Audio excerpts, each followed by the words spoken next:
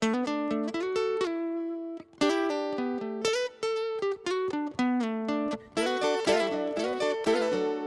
la recherche d'un air en couleur pour chanter le Gabon.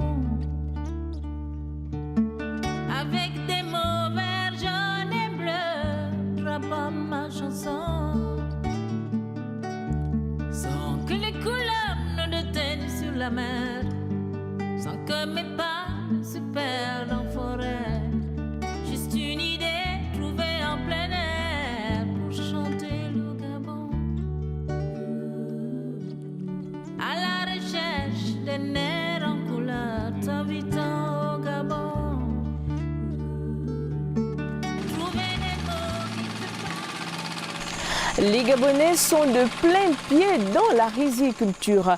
Population du Gabon, connaissez-vous comment cultive-t-on le riz? Pour ceux qui l'ont déjà fait, il n'y a pas de problème. Pour les autres, venez avec moi découvrir les différentes étapes.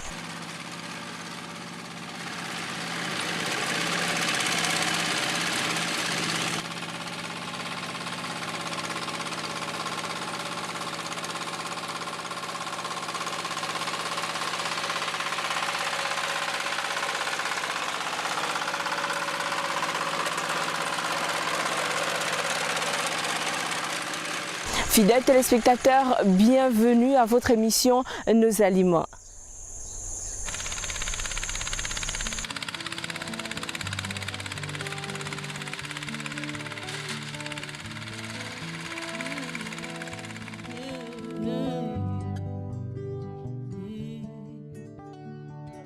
L'homme a commencé à cultiver le riz il y a près de 10 000 ans, lors de la révolution néolithique. Il se développe d'abord en Chine, puis dans le reste du monde. Le terme de riz désigne le plus souvent ces grains qui sont un élément fondamental de l'alimentation de nombreuses populations du monde, notamment en Amérique du Sud, en Afrique et en Asie. Le riz est une plante annuelle dont la tige creuse contient de nombreuses poches d'air, permettant la circulation de l'oxygène depuis les parties supérieures de la plante jusqu'à la base de la tige et aux racines qui sont complètement imprégnées dans l'eau. Comme le blé, le riz est une plante qui tale, produisant 4 à 5 tiges par graine. Chaque tige se termine par une floraison qui porte des épillets à une seule fleur. Les graines se développent à partir d'ovules contenant un ovule unique. Ce sont également des caryopses. Comme les grains de blé, on connaît 4 espèces de riz appartenant au genre Oryza et un grand nombre de races qui diffèrent par la forme et la grosseur des grains, le rendement, le pouvoir nutritif. Chacune d'elles se prête à un emploi particulier. Il existe des riz pour les potages, d'autres pour la farine et d'autres pour les liqueurs. Le riz est une denrée qui fait désormais partie des habitudes alimentaires des Gabonais.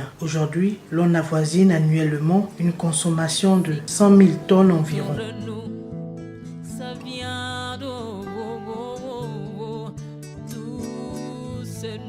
Face à ce constat, le Gabon a décidé de relancer les activités de riziculture en 2009 par le biais de l'ONADER, l'Office national du développement rural, un organisme public en charge de l'introduction du riz. Avec la BAD, la Banque africaine de développement, pour intégrer le programme multisectoriel du nouveau riz pour l'Afrique. Le nouveau riz pour l'Afrique est le croisement de 2 riz, le riz asiatique Oryza sativa et le riz africain Oryza glaberrima. Cette nouvelle espèce de riz a été adoptée par 12 autres pays au sud du Sahara. Le Gabon n'est pas sa première initiative en riziculture. Autour des années 70 et 80, il existait un vaste programme des sites rizicoles grâce au concours de ses partenaires asiatiques, notamment la Chine et le Japon. C'est ainsi que les sites de Niali et de Tchibanga dans la Nyonga, Ndende dans l'Angola et Angkok dans l'estuaire ont vu le jour.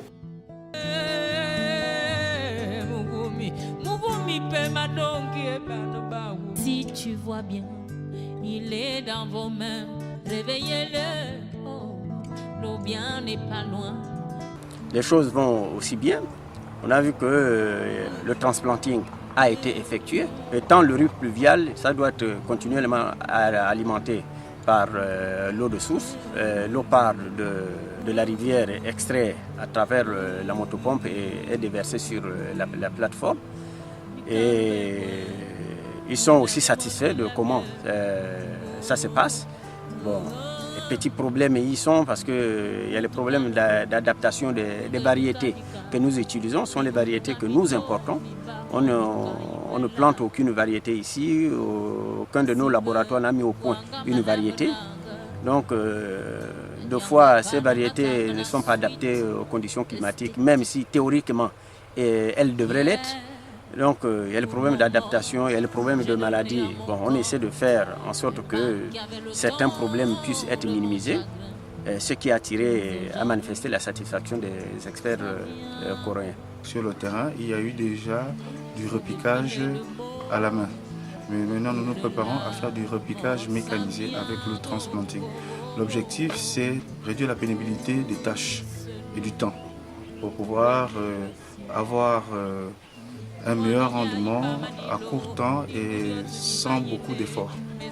Donc, plusieurs machines ont été mises en place. Et là, vous avez les machines pour labour, les machines pour ensemencer le riz dans les plateaux de pépinière et les machines pour repiquer sur les parcelles et même jusqu'aux machines pour fourcher le riz, polir le riz et prête à la consommation. Cette mécanisation du riz, nous parlons du riz irrigué. Donc il y a d'abord une pépinière à préparer et c'est cette pépinière que nous mettons sur les plateaux. Font des espèces de tapis, des tapis verdâtres que l'on remet sur le transplanting, la machine qui permet de repiquer sur le terrain.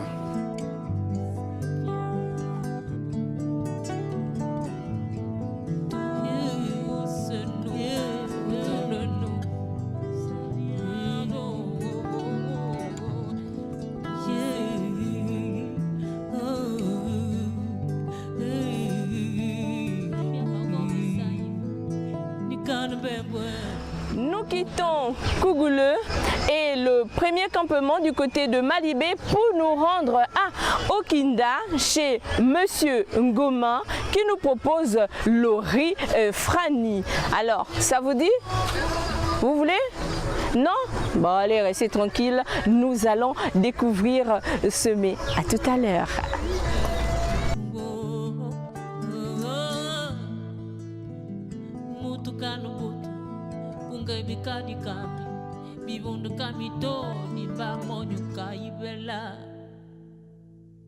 Masiga fuanga malabananga Nanyangwa kana matanga na sweet esthétique. Ce défilé de mode autour de la mort, ça vient tous nous, autour de nous, Masiga. Moi ne yai pas manilo, dimbudio tu di maïne, mais aujourd'hui c'est lui qui arrive, c'est fait du tort. Ça vient d'où? Tout s'écroule autour de nous. Ça vient d'où? Tout c'est nous autour de nous, ma sirène. Les gants que je porte et l'échalote et le masque, c'est pour l'hygiène qualité, c'est la sécurité alimentaire. Aujourd'hui, nous vous proposons le riz Frani.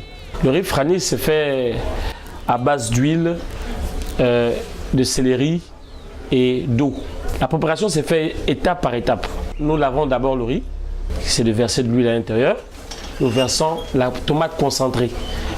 Une fois la tomate concentrée est bien chauffée, légèrement brûlée, nous mettons maintenant à l'intérieur les oignons en rondelles. Pourquoi en rondelles? Parce que tout le monde ne mange pas l'oignon, c'est facile qu'un client puisse enlever l'oignon et l'extraire. Après, nous mettons le poivron, la tomate, la moutarde. Lorsque la moutarde est mise, on fait revenir, on accrit convenablement le riz. Lorsque le riz est bien accrit, pendant au moins 10 minutes, parce que 10 minutes c'est parce que c'est notre manière à nous de donner de la saveur à notre riz, nous mettons de l'eau. Nous nous assurons que le niveau de l'eau et équilibré par rapport au niveau du riz.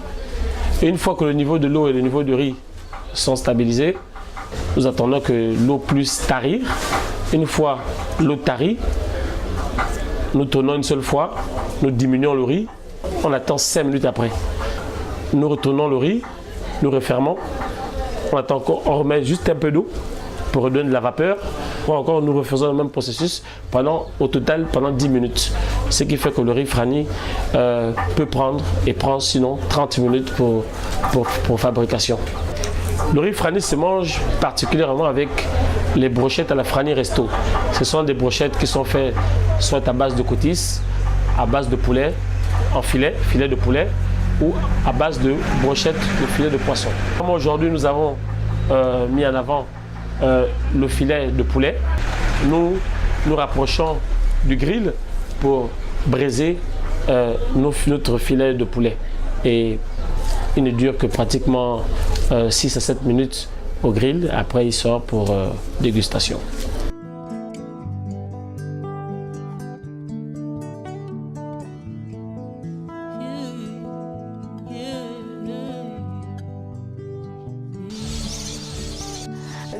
Miam, miam. C'est bon, n'est-ce pas? Bref, dites-moi quelque chose. Vous avez aimé? Alors, dites-moi quelque chose.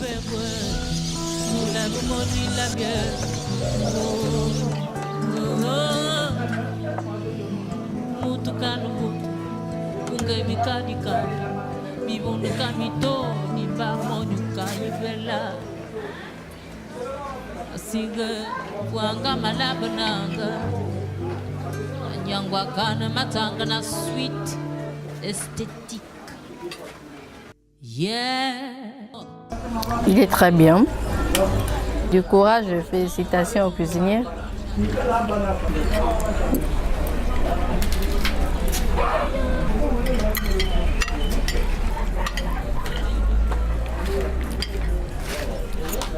Ce cuisinier-là, il a vraiment de l'avenir. Hein. Le riz, il est bien. Le poulet aussi est vraiment très bien, c'est bien. Et vraiment, du coup, il y a vraiment un goût particulier, vraiment. Le riz, il est bon parce que moi, j'aime bien le riz qui n'est pas aussi très cuit et très dur. J'aime bien ce riz-là parce que le sel est bien dosé, le goût, il est là, en tout cas, impeccable.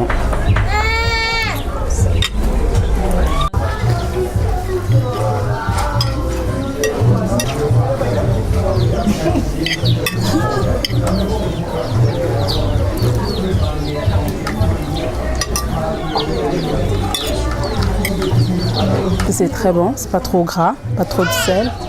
Enfin, c'est bien assaisonné et c'est très bon.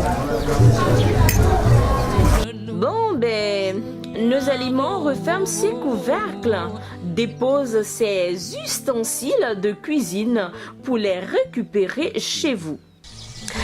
Vous avez notre courriel nosaliments@yahoo.fr. Vous pouvez aussi suivre l'émission à gabonannonce.com. Infoline plus 241 07 828 224.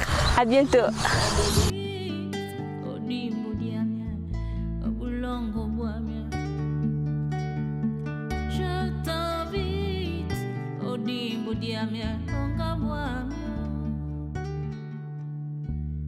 Tellement de choses à te faire voir, en ville ou en brousse.